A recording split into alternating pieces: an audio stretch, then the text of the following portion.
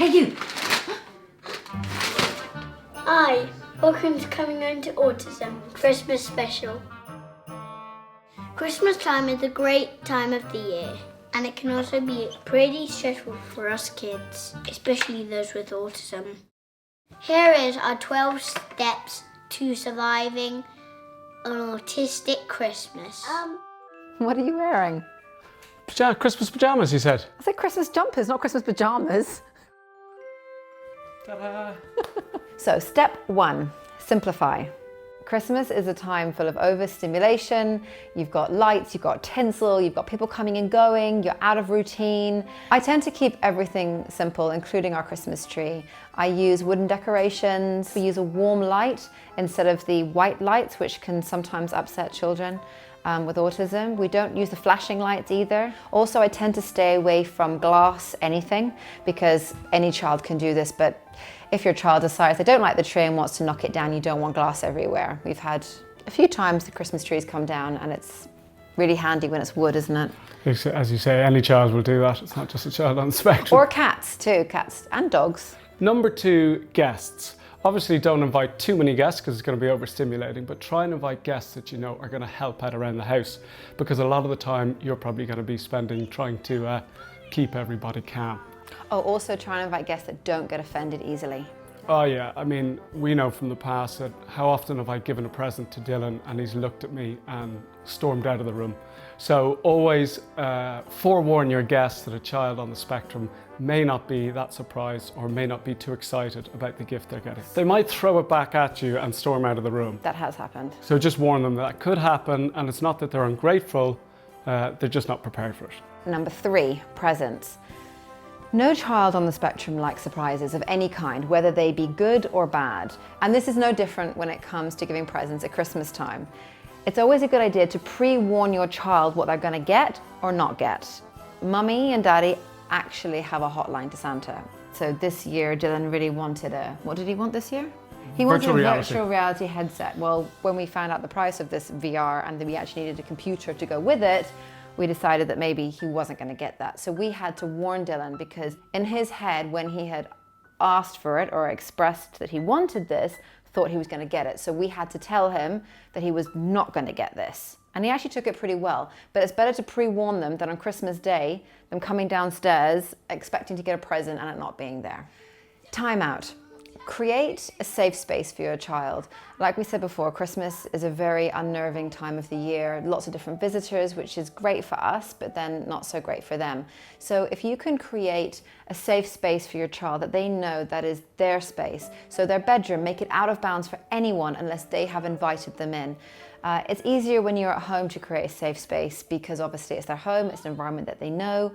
If you do go to someone else's house, phone ahead if it's your family or friends and say, look, is there a space where we can set up Dylan? For example, we have a pop-up tent that when he was younger we used to take with us, and we would fill it with things that he loved. Yeah, bring things from home such as teddy bears or a particular toy that he might be obsessing with at that time. An iPad obviously is a great thing to bring, and put some, over the ear, what are the over the ear headphones? Earphones, yeah, over-ear earphones. The over-ear phones. To block out the other noises from around the house at the time. Yeah, so that's always great, and it means they can, go into their own little space.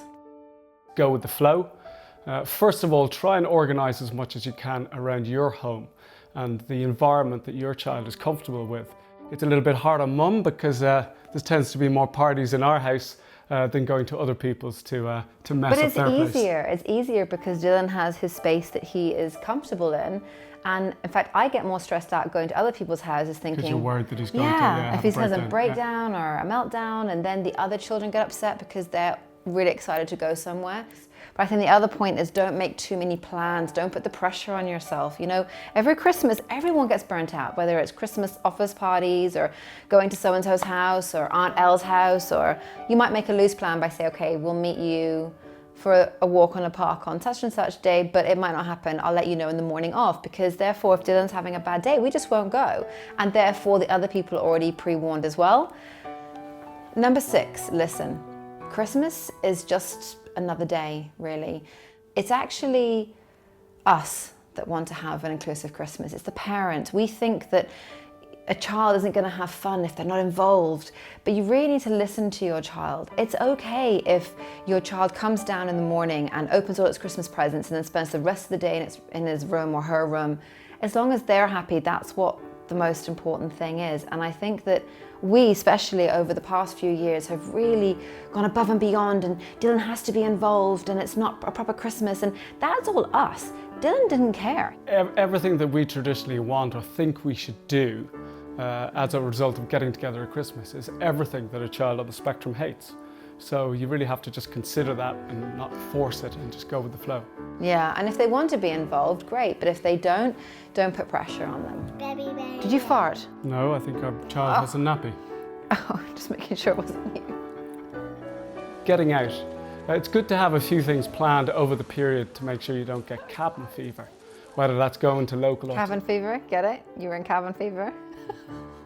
Whether it's autistic screenings at the cinema, local soft play, whatever it is, but have them pre-agreed in a sense that your child knows what they are and when they might be. So a really good way of trying to help your child understand what's going on is to always have a notepad and pen, and we draw like a big box and we have like 5 steps. So we have number 1, getting in the car. Number 2, going to the movies. Number 3, we get back in the car again. Number 4, we come home again. So he can see, and sometimes it helps tick them off. If your child is non-verbal, the pecs are really useful for this. So on their holiday routine, always keep those pecs on, because even though you're out of the normal school routine, it is important to have a holiday routine.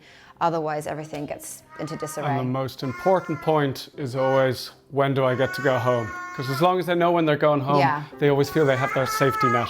Yes. Are you going to come in here? Do you want me to change your nappy? No. You smell gorgeous. Number 8. Me time. Dad. Me, all about me. It is a very intense period.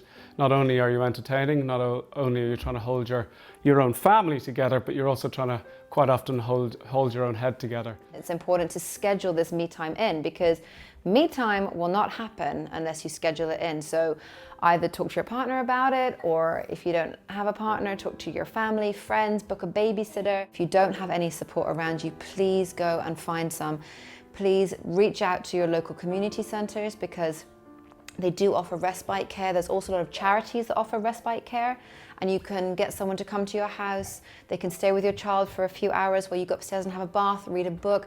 Please schedule some me time in, because it is hard looking after a child on the spectrum, and Christmas can be especially stressful. Tara knows when I need a time out. I send him for a run. Yeah, if I haven't been for a run within about 36 hours, or Tara needs to go for a bath, needs to go for a walk. I love how his is going for a run, and I should go to the gym, but I don't. I end up in the bath with a glass of wine. Hi. Dad. How are you? Sorry, Andrew had to go deal with Naya. He's on nappy duty.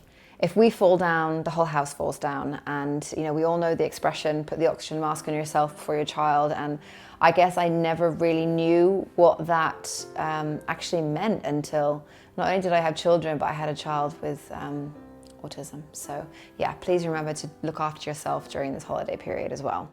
Clothing. Keep your child's sensory needs in balance over this holiday period by letting them wear whatever they want.